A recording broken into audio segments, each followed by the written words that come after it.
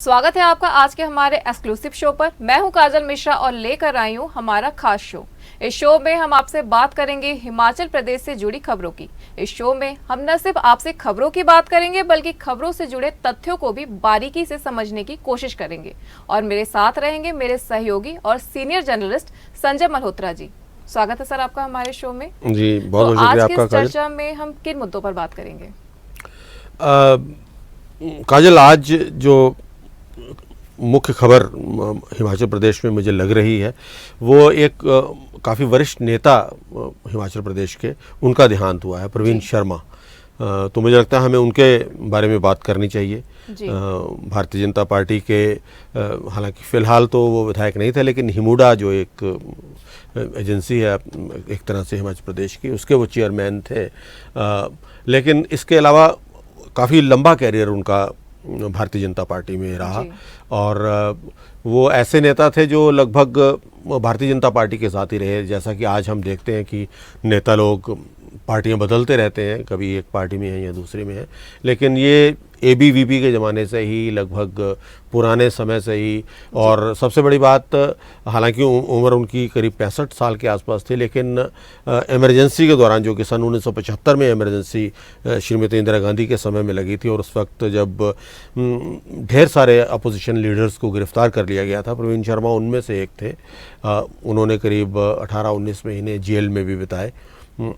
तो और सबसे बड़ी बात उसके अलावा जो उनके बारे में मुख्य बात ये थी कि वो 1998 का जो इलेक्शन था उसमें वो इलेक्शन जीते थे और जो मुख्यमंत्री धूमल की जो सरकार थी उसमें उन्हें मंत्री भी बनाया गया था, आबकारी मंत्री के तौर पर उन्होंने काम किया।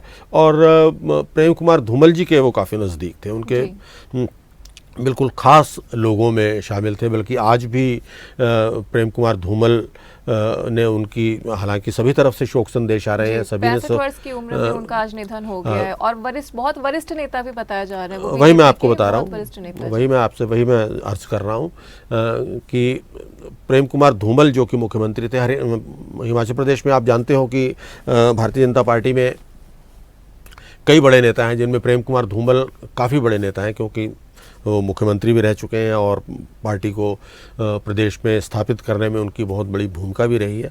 तो उनके काफ़ी नज़दीक थे और बाकायदा वैसे तो शोक संदेश काफ़ी आज सभी की तरफ से आए हैं, लेकिन धूमल जी का बहुत भावुक संदेश प्रवीण शर्मा को लेकर था। उनका ट्वीट भी उन्होंने इसको लेकर किया। उनका कहना था कि बहुत अभिन्न मित्र मैंने, बहुत ही एक नज़दीकी दोस्त जो है वो मैंने खो दिया है। तो इस तरह से काफ़ी कुल मिलाकर हम कह सकते हैं कि भारतीय जनता पार्टी के लिए भी ये एक क्षति है, हिमाचल प्रदेश के लिए भी ये एक क्षति है। प्रवीण शर्मा लोअर हिमाचल के इलाके के थे, ऊना की जो ये बेल्ट है उस क्षेत्र में उनकी सक्रियता थी और लोअर हिमाचल में भारतीय जनता पार्टी की स्थिति काफ़ी अच्छी रहती है हमेशा से ही। तो उस इलाके में भारतीय जनता पार्टी को स्थापित करने में उन्होंने काफ़ी अहम भूमिका निभाई और फ़िलहाल भी वो काफ़ी सक्रिय थे। लेकिन अब काफ़ी समय से थोड़ा बीमार भी चल रहे थे, जलंधर के किसी हॉस्पिटल में वो दाखिल थे और हार्ट अटैक की वजह से कहा जा रहा है कि उनका देहांत हुआ है। तो मुझे लगता है कि हिमाचल प्रदेश के लिए ये एक क्षति की बात है और हमारी संवेदनाएं जो हैं वो उनके परिवार के साथ हैं और भारतीय जनता पार्टी के साथ हैं। जी सर, इसी मुद्दे पे अब आगे बात करते हैं, चूँकि ये बहुत दुख वाली खबर थी और इसके साथ ही एक और भी खबर आ रही है कि हिमाचल प्रदेश में कोरोना की सक्रियता बहुत बढ़ती जा रही है। बीते दिन एक साथ 4 मौतें आई हैं, आंकड़ा आया है कि 4 मौतें एक साथ हो गई हैं और जो सक्रिय है, जो मामले एक्टिव केस हैं वो 945 के पहुंच गए हैं। तो क्या वजह है कि वैक्सीनेशन के बावजूद इतनी ज़्यादा जो मामले बढ़ते जा रहे हैं? कि क्या कहीं लगता है कि सरकार को फिर से लॉकडाउन लगाने की नौबत आ सकती है? जी नहीं, मुझे नहीं लगता कि ऐसा नौबत आनी चाहिए या नौबत आ सकती है। दरअसल हमें इसको पूरे एक पर्सपेक्टिव में देखने की ज़रूरत है, सही पर्सपेक्टिव में देखने की ज़रूरत है। 4 डेथ्स हुई हैं, इसमें कोई शक नहीं है, लेकिन सबसे बड़ी बात यह है कि इन डेथ्स के बारे में हम थोड़ा सा देखें, इन ये जो डेथ हुई हैं उनमें जो 2 व्यक्ति हैं उनकी उम्र करीब करीब 90 साल के आसपास है। इसके अलावा जो और 2 लोग हैं उनकी उम्र भी 65 और 70 के आसपास है। तो एक तो एज का उसके अंदर फैक्टर रहा है, और दूसरा क्या है कि कुल मिलाकर जो केस हैं वो करीब 5500 के आसपास इस वक्त केस हैं, लेकिन हॉस्पिटलाइजेशन सिर्फ 47 मामलों में हो रही है। यानी कि आप ये कह सकते हैं कि ये बीमारी ज़रूर है, ये कोरोना जो है वो चूँकि एक ये पेंडेमिक है और एक से दूसरे को होती है, छूत के वजह से होनी है, तो निश्चित तौर पर ये बीमारी तो होनी है, लेकिन चूँकि वैक्सीनेशन काफ़ी हो चुकी है और उस वैक्सीनेशन की वजह से जो फर्टिलिटी रेट है वो काफ़ी नीचे आ चुका है, और ख़ास तौर पे हॉस्पिटलाइजेशन का जो मसला है वो भी काफ़ी, सिर्फ जो डेथ्स जो हुई हैं जो हम रिपोर्ट कर रहे हैं वो डेथ्स भी ऐसी हैं जिसके बारे में पहले ही क्या कहा गया था कि या तो जिनको कोई पहले से कोई बीमारी है या ओल्ड एज है उसमें ये डेथ्स हो सकती हैं। तो ये डेथ्स उसी वजह से हुई हैं। कुल मिलाकर मुझे लगता है कि स्थिति काबू में है।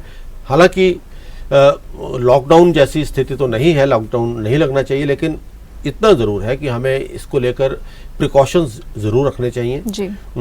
ख़ास तौर पर सोशल डिस्टेंसिंग और जो मास्क की हो जो हम बात करते हैं, ये चीज़ें ज़रूरी हैं, उसको लेकर प्रिकॉशंस रखे जाने ज़रूरी हैं, ताकि ये बहुत ज़्यादा इसका स्प्रेड ना हो, बहुत ज़्यादा ना फैले, क्योंकि जितने लोगों में ये फैलेगी उतनों में जो वल्नरेबल लोग हैं जो इसकी चपेट में आ सकते हैं, तो उनके लिए ये नुकसानदायक साबित हो सकती है, उनके लिए ये फैटल भी साबित हो सकती है, उनकी मौत भी हो सकती है, तो फिर मौत का आंकड़ा बढ़ सकता है। लेकिन अगर हम इसमें इसके स्प्रेड को, इसके फैलाव को ही अगर किसी तरह से रोक लें, और उसके लिए सबसे जो इम्पॉर्टेंट तरीका है, जो सबसे अब और जिसको बिल्कुल अब तक टेस्ट किया जा चुका है, वो सोशल डिस्टेंसिंग है और उसके साथ साथ मास्क है। अगर ये रहता है तो मुझे लगता है कि ये काबू में रहेगी। इसलिए मुझे लगता है पैनिक करने की ज़रूरत नहीं है, कहीं घबराने की इसमें ज़रूरत नहीं है, और सिर्फ हम छोटे मोटे अगर प्रिकॉशन लेकर चलते हैं, जो मिनिमम प्रिकॉशंस की हमें ज़रूरत है, अगर वो लेकर हम चलते हैं तो मामला जो है वो काबू में रह सकता है। जी, चलिए, आपने बहुत दर्शकों को बहुत अच्छी बात बताई कि लॉकडाउन की स्थिति तो फिलहाल नहीं दिख रही है। चलिए अब इसके साथ हम फसलों पर भी बात कर लेते हैं। फसलों पे सर इस समय सेब के उत्पादन को लेकर के काफ़ी ज़्यादा इसमें कंट्रोवर्सी चल रही है, कभी कार्टन पर चल रही है, तो कभी उनके मूल्यों पर चल रही है, तो कभी हो रहा है कि नहीं वहाँ पे अच्छे फसल नहीं हुए। इसी बीच मंडियों में सेब भी आ चुके हैं, मंडियों में भी बिकने लगे हैं, अब बागबान मंडियों में सेब को लेके पहुँच भी रहे, बट उनकी समस्या इस वक्त ये हो रही है कि उन्हें लगता है कि उन्हें छूट के नाम पर लूट ला जा रहा है, और साथ ही ये रह रहा है कि उन्हें आड़ती और प्लस खरीदार उन्हें सही रेट नहीं दे रहे हैं। उनकी मेहनत का जो सही फसल का जो रेट होना चाहिए वो उन्हें नहीं मिल रहा। उन्हें क्या लग रहा है कि उनको छूट के नाम पर उन्हें लूटा जा रहा है। इस बारे में आप क्या कहना चाहेंगे? देखिए काजल, जो एप्पल ग्रोवर्स है या जो सेब की फसल है वो हिमाचल के लिए बहुत महत्वपूर्ण है जी।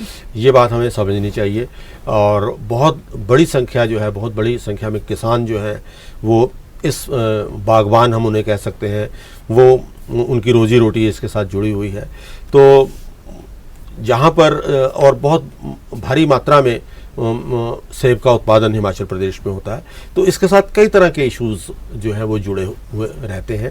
उसमें लॉजिस्टिक्स का भी इशू है कि कैसे उन सेबों को बागान से निकाल कर उसके बाद आड़त में लेकर आना है या मंडी में लेकर आना है, और मंडी से आपकी प्लेट तक उसको कैसे पहुंचाना है। तो ये पूरी एक लॉजिस्टिक चेन है, इसमें कई तरह की दिक्कतें आती हैं। फिर उसके बाद इसके उत्पादन को लेकर दिक्कतें हैं।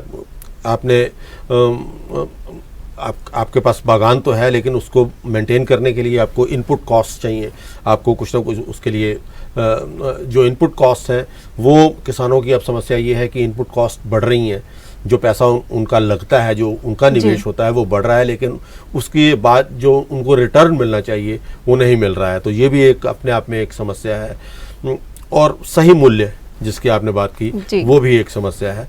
तो ये समस्याएं जो है वो हर साल जो है, जब भी ये सीज़न रहता है या उसके बिना भी इस तरह की ये समस्याएं हिमाचल प्रदेश में किसानों के साथ रहती हैं।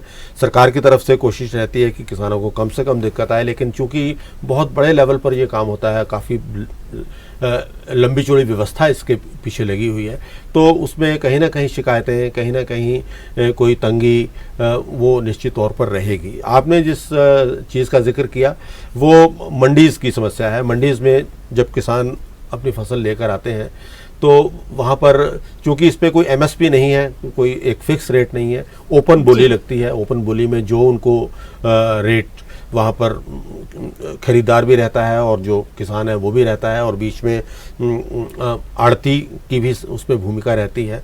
तो ओपन बोली के अंदर जो भी दोनों को सूट करता है उसके हिसाब से उसका मूल्य जो है वो तय होता है। खरीदार, जिसको लदानी कहा जाता है इनकी भाषा में, तो लदानी के बीच में और किसान के बीच में वहाँ जो भी मूल्य तय होता है उसके ऊपर जो है वो मूल्य मिलता है। लेकिन अब समस्या ये आ रही है कि जो मूल्य तय हुआ है उससे कम मूल्य जो है किसान को दिया जा रहा है, और उसमें ये उनको ये कहा जा रहा है कि ये आपको छूट देनी होगी। वो छूट किस बात की है, ये मेरी समझ में तो बात नहीं आ रही कि क्या छूट है, लेकिन निश्चित तौर पर जैसे कल का रेट जैसे बता रहे थे करीब 1580 के आसपास का रेट था, लेकिन उसमें करीब, ये शिमला के रेट की मैं बात कर रहा हूँ, उसमें करीब 80 रुपये तक की छूट कहकर किसान को 1500 रुपये दिए गए। तो निश्चित तौर पर किसानों में इस बात को लेकर रोष है। हालांकि ये बात अब चूंकि मीडिया में आ गई है, उसके बाद इसको नोटिस भी किया जाएगा और सरकार अपने लेवल पर इसके लिए कुछ करेगी। और आपको पता है कि एपीएमसीज जो होती हैं, जो एग्रीकल्चर प्रोड्यूस मार्केटिंग कमेटी के जो शेड्स होते हैं, जो उनके स्थान होते हैं, एपीएमसी मंडियां जो होती हैं, उनमें ये सारी ट्रांजैक्शंस होती हैं, तो उनकी भी भूमिका रहती है। तो एपीएमसीज भी हम उम्मीद करते हैं कि इस मामले में जो है वो हस्तक्षेप करेंगी और किसानों को जो इस तरह की दिक्कत आ रही है वो नहीं आएगी। जी, बहुत बहुत धन्यवाद सर हमारे साथ जुड़ने के लिए और हमारे दर्शकों को छोटी से छोटी जानकारी देने के लिए। ऐसे ही मिलते हैं हम आपसे कल नई खबरों के साथ, नए मुद्दे पर चर्चा करने के लिए। तब तक देखते रहिए N1 लाइव।